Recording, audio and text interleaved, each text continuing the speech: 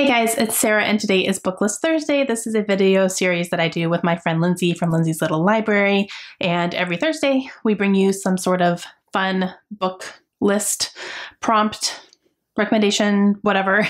We strive for 5 books each list, and today we are doing our follow-up for our last 5-star predictions video. Now, we posted a 5-star prediction, gosh, I don't remember when it was. Was it December? It was December or January. I can't remember exactly what month it was, but we asked for suggestions from you guys. And the first 5 that were books that we haven't read or we have easy access to, we would pick those, and those would be the books that we read for our 5-star predictions because it was from you guys. You guys suggested them to us based on our reading taste. You thought that we would give these books 5 stars. So I have my 5. And they came up really quickly. And these were the first 5 that I either hadn't read already or I had like very easy access to them, whether it was I already owned them, which quite a few of them I did, or I could get them from the library very easily. So we are going to do our follow-up. I'm going to let you know what the books were, what I thought. And it was a good one, guys. All right, the first one that popped up, and I jumped up and down because I got this book for Advent. Lindsay sent it to me, and then somebody suggested it, and I was like, yes. And that is Love and Other Words by Christina Lauren. And this was recommended to me by KJ Reading Between the Lines. And all right, so I read this one, and it immediately became my favorite book of the year. It's probably in second place right now. There is one that I read recently that kind of knocked it off, but it will definitely be in my top 10 this year. There's no doubt about it. And it completely made me fall in love with Christina Lauren as authors. This is a writing duo team. And this is a adult contemporary, I would say like new adultish contemporary. And it follows a girl named Macy and a boy named Elliot, and they meet when they are young. And they form a very instant friendship. They bond over books. They just kind of fall into this really comfortable friendship where they're very comfortable with each other very quickly. And it's nothing romantic. It's nothing, like there's no insta love or anything. Their relationship takes time. They're also not together all the time. Macy's dad has bought the cabin next to Elliot's cabin, and Elliot and his family live there forever, but Macy and her dad are only there like occasionally on a weekend. It's like a weekend home type thing. So they're not together all the time. But when they are together, they're inseparable. And you see their relationship blossom over time. Now, this is also set in like today's present time. So you're going back and forth between today, where they haven't spoken in years. I mean, I'm talking like 11 years. They haven't even spoken to each other. And then seeing them meet for the first time and kind of going through their relationship. And then you lead up to what happened to them to where they're not on speaking terms anymore when they were so close to each other. Oh, it's so good. That's all I'm going to say. But Elliot very, very easily became one of my favorite characters of all time. I love him. He's precious. And I adore him so much. I really, really do. And I loved this. I definitely gave it 5 stars very easily. I need all the Christina Lauren now. I have a couple more of their books and I want all of them. Like I need all of their books. So very good. Loved it. Total 5 stars. The next one is a book that I read on my Kindle, and this is Vicious by V.E. Schwab, and this was recommended to me by Beth McCraw. And this one I had on my Kindle already, so I knew I wanted to read it. I already, owned the book. And this was actually the last one that I read, but I was going into it expecting to like it. It is an adult fantasy book. It's the first one in a duology. The second book, Vengeful, just came out recently. So I was expecting to like it. I didn't really fully know the premise, even though I've heard people talk about it. I just never stuck in my mind for some reason. And holy crap, I was not expecting this book. Like, what? Where did this come from? Why has it been sitting on my Kindle for a while and I haven't picked it up? How has it been in existence for this long and I haven't picked it up? It was phenomenal. I got so lost in it. So this follows our 2 main characters, who are Victor and Eli. They are college roommates. It's set in like today's world, and, you know, they're at college and everything, they're college aged. But there's always been this kind of myth, I guess you could say, about people who have powers and, you know, being like extraordinary. But it's never been proven. No one really knows anybody like that. But it's more like, oh, it could exist, maybe type thing. It's almost like an X-Men type thing. It gave me very big X-Men vibes. And then during a thesis that the boys are working on, Eli decides that he wants to use this topic as his thesis and see if he can prove that it's real. And it goes off onto a whole thing where not only does he realize it's real, but he figures out, him and Victor together figure out how they can create powers. And they decide to test it on themselves. Oh, it's so good. Okay. And the good thing about this is that they're also kind of villains. Like, they're not really good guys. Neither one of them are. And you're kind of more on one person's side than the other, for sure, like, because they end up battling. But it was so good. It was so action-packed. I felt so much for these characters. Every single one of them was so flawed, and it surprised me in different ways. And I loved every second of it, and I cannot wait to get Vengeful. I want to get it and read it this summer. And I loved it. I absolutely loved it. Like, big surprise. So this was definitely a 5 stars. And yeah, I can't wait for the second one, because the way the first one ended, like, I need the second one. And the next one that I read was This Is How It Always Is by Lori Frankel. And this was recommended to me by Suzanne Latour. And this is not one that I owned, so I was able to get it from the library, so I put it on my list. This one has been getting a lot of buzz lately, probably in the past year or so. And this follows a young boy named Claude, and he is kind of like preschool, kindergarten age range, like throughout the whole book. And he tells his parents he wants to be a girl. And, you know, at first they're just kind of laughing it off and, you know, like, yeah, whatever, you want to put on a dress, that's fine. Play your make-believe, whatever. You know, they don't really care. But then it starts turning into, no, he's serious. He wants to wear dresses to school. He wants to play with the girls, and, you know, he wants to have tea parties, and he wants to wear a bikini and do all these things. So you see this family trying to figure out how to handle it, basically.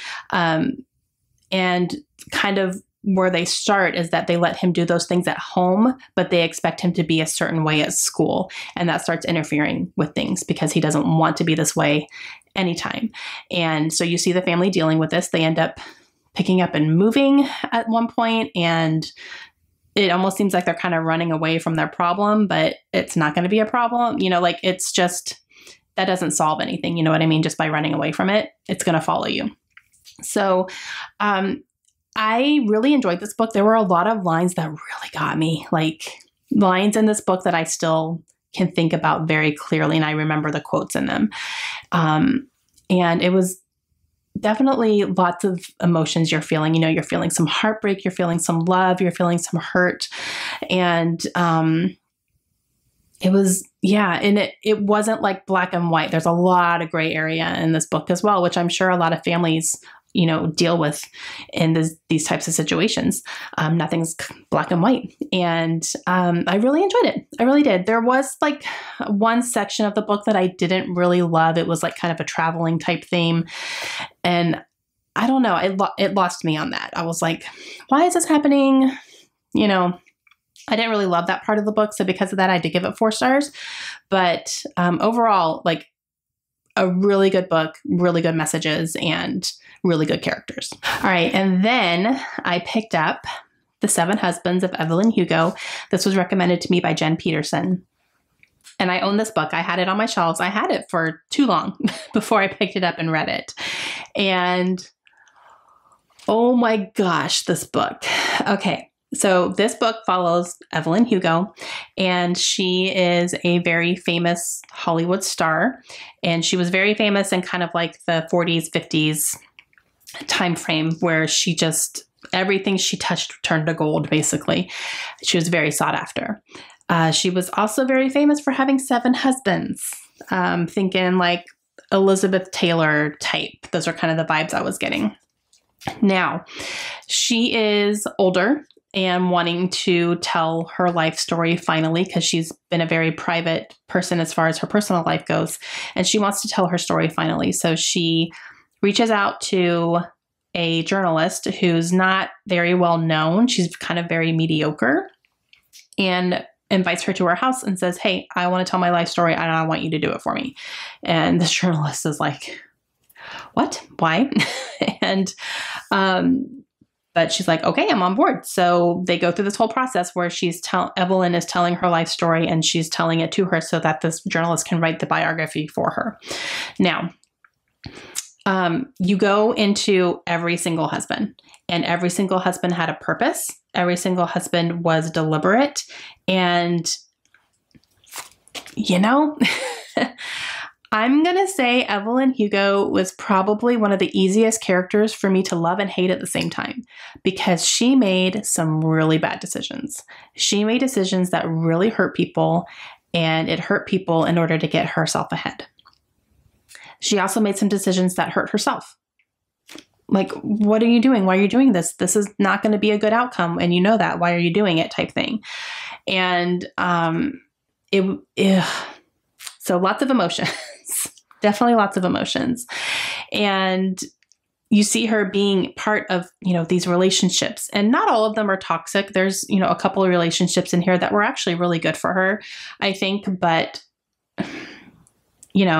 they were still very methodical and very deliberate for a reason. So there is that. You also find out who Evelyn's true love is in here, because there is one. And so very complicated, very drama filled. I loved every second of it. And this was definitely a 5-star read. And the last one is The Promise of Stardust. And this is by Priscilla Sibley. And this one's recommended to me by Kelly Peratt. And this one I had never heard of. So this was like a completely brand new pick for me. All the other ones I had heard of before, but not this one. So that was very interesting. And I was able to get it at my library. So I was going to, just do that. But then I found it at Goodwill for like $2. So I was like, I'll just grab it. So I did. And I really enjoyed this one, you guys. So this is a adult contemporary fiction. And I still have my bookmark in here, even though I finished it like a very long time ago. I guess I just left. Oh, and it's my bell. What am I doing? My bell bookmark. I don't know why the bookmark was still in there. I did finish this. Anyway, so this is an adult contemporary book, and it follows a married couple, and the wife ends up having an accident and she is in a coma. So this happens at the very beginning of the book, and the husband, is obviously rushing to her, and it goes into a lot of the medical situations that you can find yourself in when you have a loved one in a coma. Now, here's the kicker. Her husband does not have any medical rights over her. His mother does, which I spent the entire book wondering why in the world she would give medical rights to his mother and not to him, because they were a very happily married couple. There were no issues. There was no trust issues, nothing. So I didn't fully understand why his mother had medical rights over her versus her husband. I don't really feel like I ever got that explanation either. But definitely lots of emotions in here, because you see what they go through. It gets into legal stuff because there's certain things about her medical condition that are very tricky, and they kind of complicate things. And it's all about whether or not she's going to stay on life support or not. That's the whole thing. Her husband saying, keep her on life support because this is what she would have wanted. His mother saying, I have medical stuff. She wouldn't have wanted this. And they're literally legally fighting about it. Can you imagine? I can't. Just imagine the wedge that's driving into their family. It's insane. So, but I really did like it. It was very, very emotional. And I do like the way that the outcome came about, and that the way that it ended. I really liked the ending a lot. So yeah, but I did give it 4 stars. It did, again, I didn't feel like I really got that explanation as to why the mother had these rights over her.